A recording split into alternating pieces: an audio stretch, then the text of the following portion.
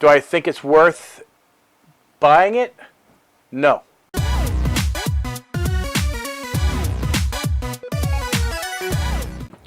Hey guys, this is Joe Tech from JoeteckTips. We're on Facebook, Twitter, and Instagram, and today we're going to be checking out the Nvidia JETSON Nano. And what do I think of it? And I really don't think much of it. It does have a display port, HDMI port, 4 USB 3.0 ports, and an Ethernet and a regular power connector, and a USB 5-volt input as well. It needs at least 2 amps at that point to be able to be usable. There is a fan header on it. You can add a fan, I think a 30 millimeter fan to this, I believe. However, and you can get a wireless card for it, because it does have an M.2 slot on it that allows to accommodate for Wi-Fi. I strongly say do not go anywhere near wireless. I can't even get those antennas on, and they pop right off as soon as you make some sort of connection. So if you're going to use this device, it must be used without the antennas, because it does receive. It just needs strong signal to do it, and I just recommend using a RJ45 with it. It's essentially a Raspberry Pi.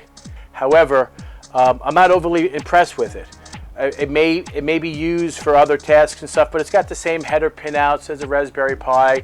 It's very similar to a Raspberry Pi. But all the links for all the software will be in the description below to make this a usable computer, essentially. You click on simply download this SD card image and allow the steps of getting started for the JETSON Nano developer kit.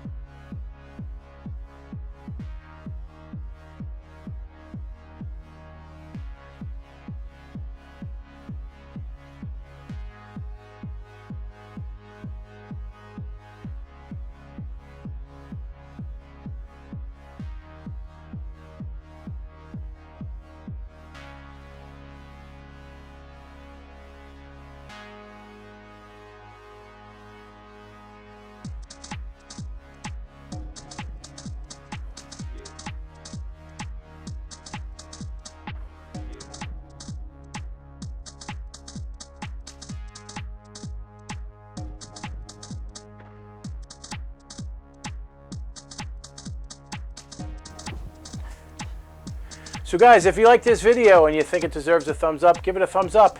But anyway, guys, take care, and we'll see you next time.